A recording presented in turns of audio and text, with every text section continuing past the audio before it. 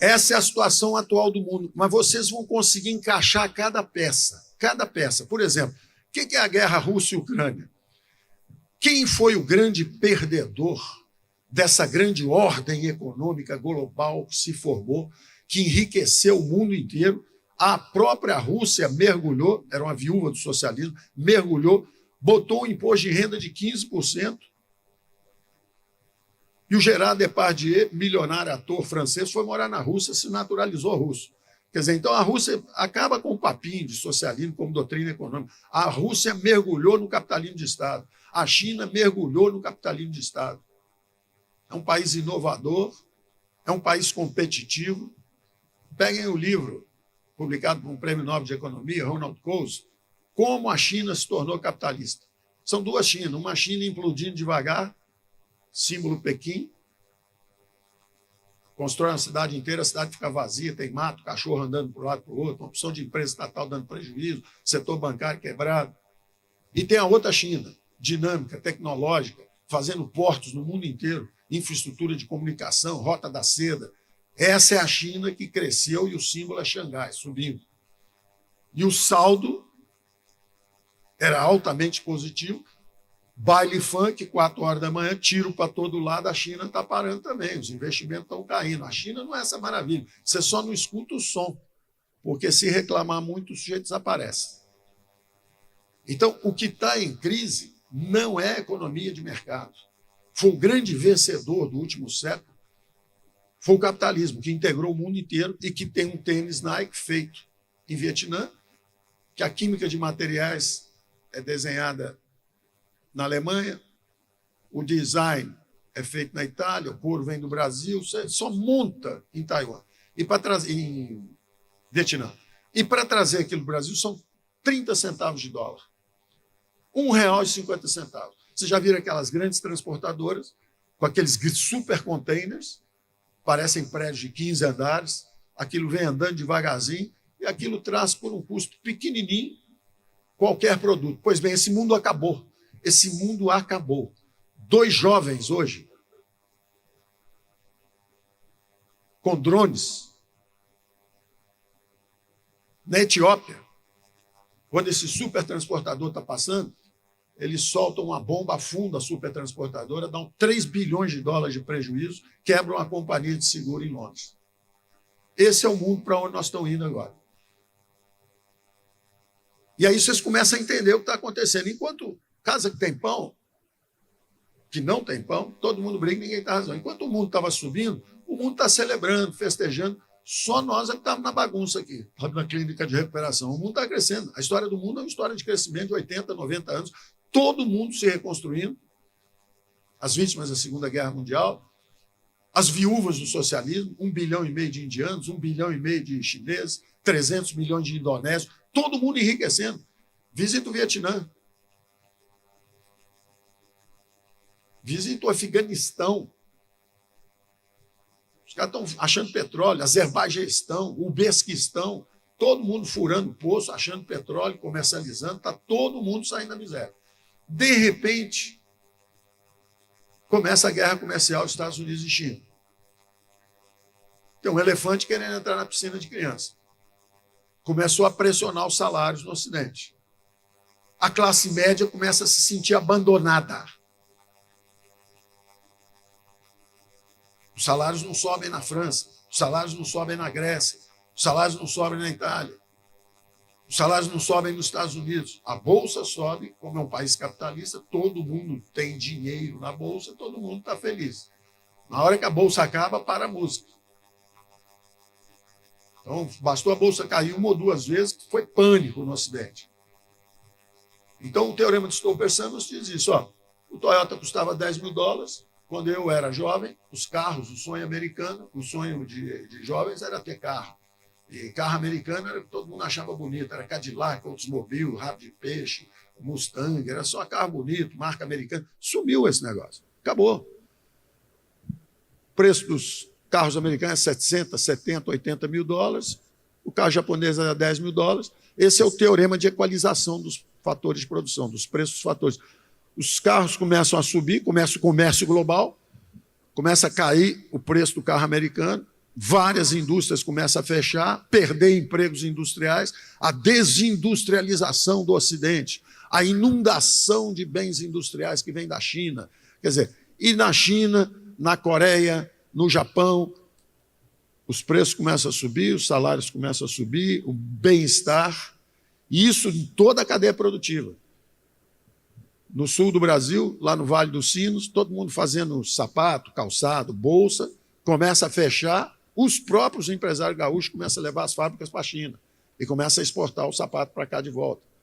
Enquanto isso, nós botando IPI, ICMS, imposto, fazendo o contrário de tudo que eles estão fazendo. Eles mergulham nos mercados globais, nós fechamos nossa economia. Eles não têm impostos, sindicatos, previdência social, nada. Nós com impostos, encargo trabalhista, tudo. Então, é o caminho da miséria. Eles entenderam e começaram a aprender e subir. E o Ocidente, ao contrário. Gato gordo. Quer se aposentar aos 14 anos de idade, quer ganhar 18 salários, trabalhando 3 dias por semana. Então, o Ocidente começou a sentir pressão dessa competição global. O capitalismo é um sistema que gosta de equalizar, de dar oportunidade para quem quer trabalhar mais, quem quer estar disposto ao sacrifício. E o Ocidente começou a ficar em desconforto. E aí você começa a entender tudo. Os conservadores falam, para essa onda de imigração, estão prejudicando nossos empregos. Isso é um conservador falando. Vamos parar as imigrações. Ora, o mundo era um mundo cada vez mais liberal, indo em direção à prosperidade para toda a espécie, um mundo só, tudo integrado, sem fronteiras, um ritmo de progresso alucinante. De repente, você começa um recuo. Por quê?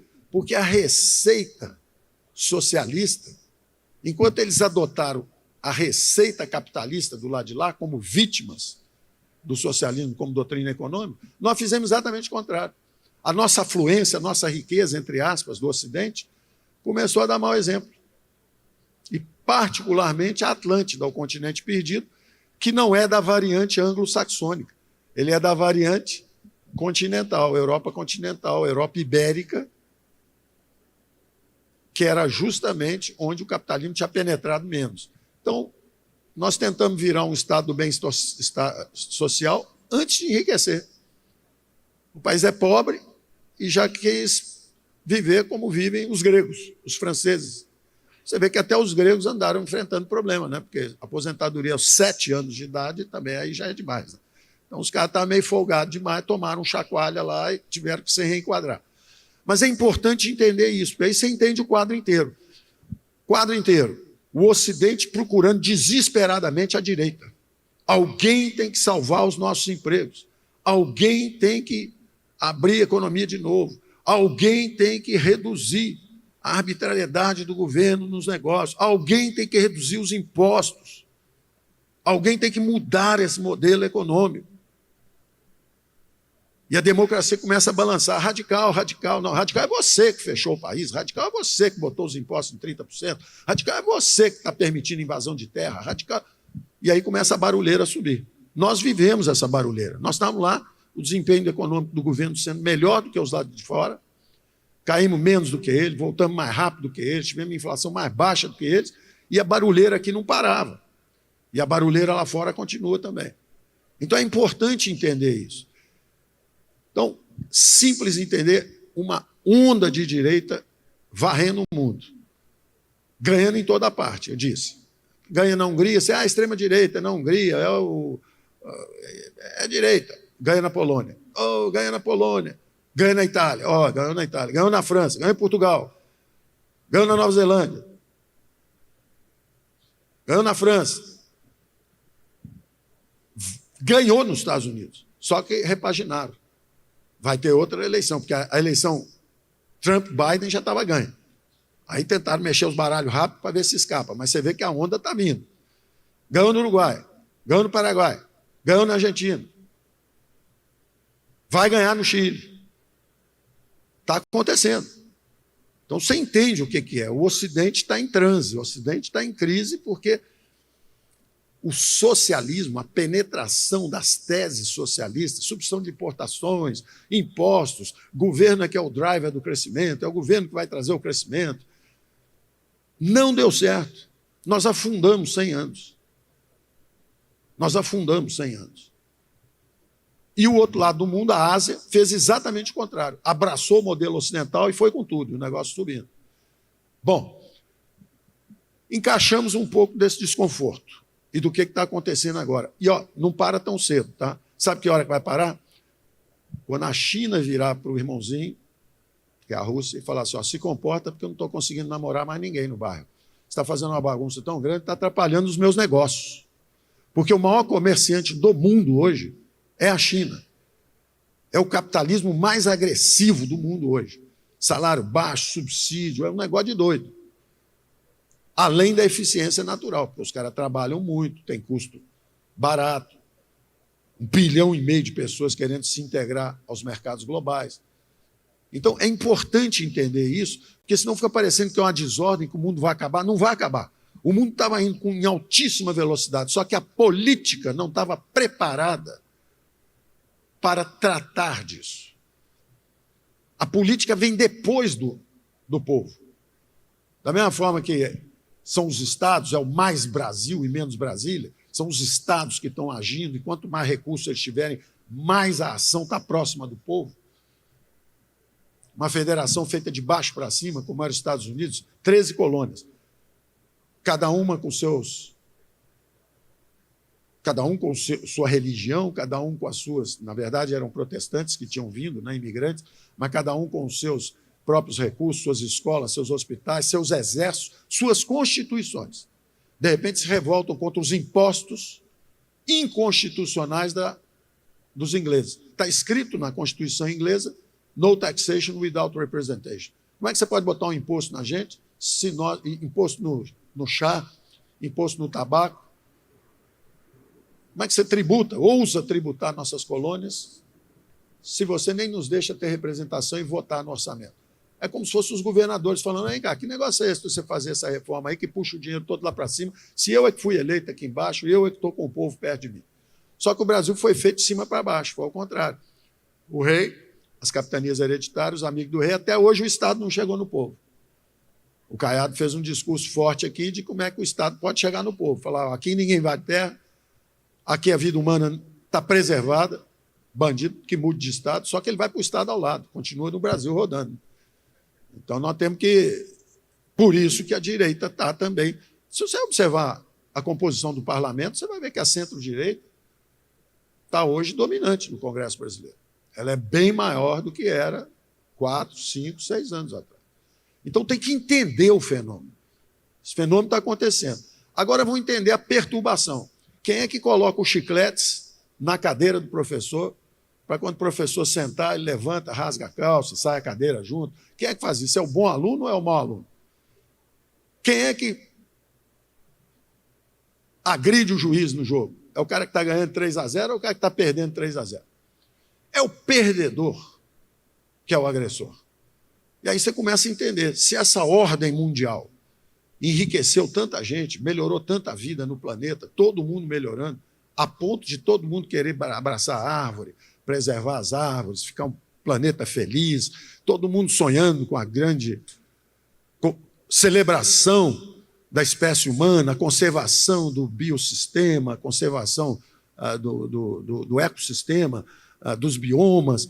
Como é que nós estamos cada vez mais humanos, bonitos? Vamos comer, inclusive, daqui a pouco, vamos parar de comer os animais, nós vamos desenvolver proteínas sintéticas, está todo mundo sonhando com um futuro melhor, com a bondade.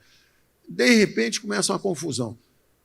Sala de aula, confusão. Não é o aluno, não é aquele 4 olhos ali da primeira cadeira que está ali tomando nota, fazendo pergunta para o professor. Não é, vai lá atrás, vai ver quem é que ficou para trás.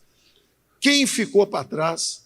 Quem foi o grande perdedor desses últimos 80 anos? A União Soviética. A União Soviética era a alternativa socialista à sociedade ocidental. Os Estados Unidos reconstruíram a ordem mundial em cima de democracia e mercados.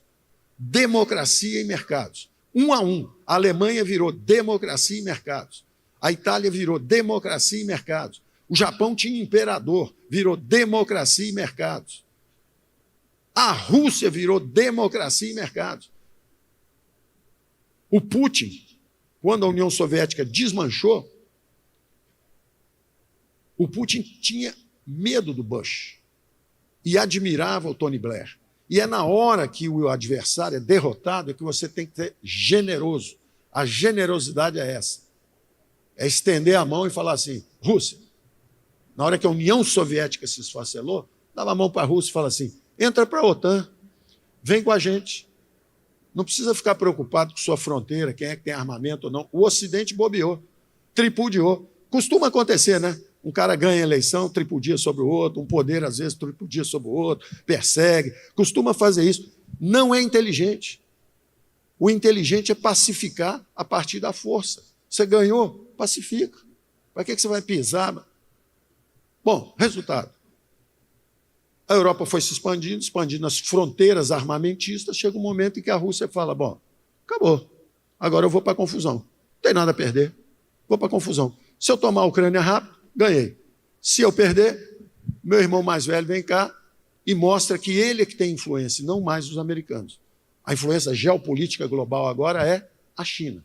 A hora que a China quiser, chama o irmãozinho e fala assim, ó, está atrapalhando meu negócio, para. E os Estados Unidos? Não manda mais nada. Aí você acha que o americano está preocupado? Não. O Trump está dizendo o seguinte, ó, cansei de segurar o guarda-chuva para você, Japão. Você invadiu a China, bateu muito nos caras, se vira aí, tá?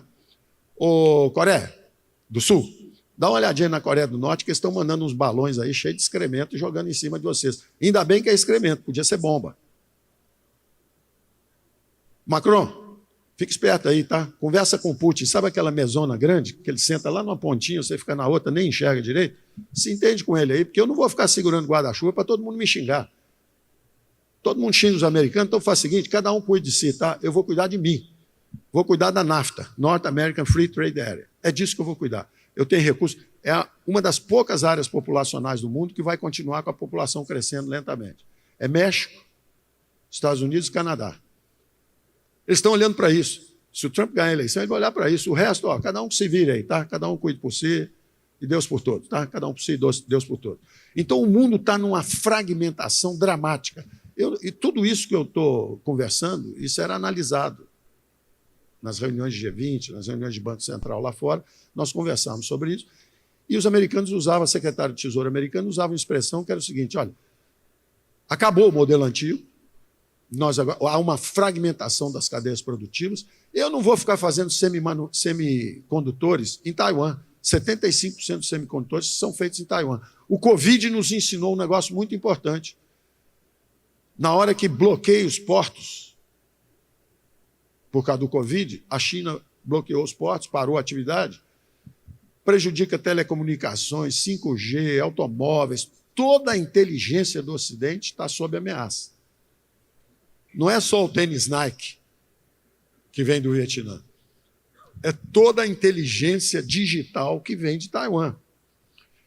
Então agora nós vamos redividir o mundo, nós vamos ter que reconfigurar as cadeias produtivas. Aí eles conversando entre eles falaram, portanto, nós agora vamos fazer o friendshoring, nós vamos agora investir o nearshoring, nós vamos investir nos amigos, nos próximos. O maior ganhador, o México. O México ficou com o PIB do tamanho do Brasil. Em 3, 4, 5 anos, o México encostou no Brasil. E o México tem uma corrente de comércio hoje com os Estados Unidos maior do que a China. É um negócio absolutamente estonteante o que aconteceu. O México deu um salto. Independente de quem é presidente, se é de esquerda, se é de direita, se é do centro, se é de baixo, se é de cima, está do lado ali, subiu. É como o Paraguai, aqui do lado da gente. Paraguai, quando tiver o Brasil aqui, o Paraguai vai nadar de costas. Só baixar o imposto um pouquinho, as fábricas saem do Paraná, vão para o Paraguai, todos os agricultores ali, Mato Grosso, desce todo mundo para o Paraguai, uma beleza. Então, é mais ou menos o que está acontecendo com o México. Tudo que é simples, tecnologia para fazer geladeira, automóvel, essas coisas, máquina de lavar, isso tudo vai para o México. Agora, tem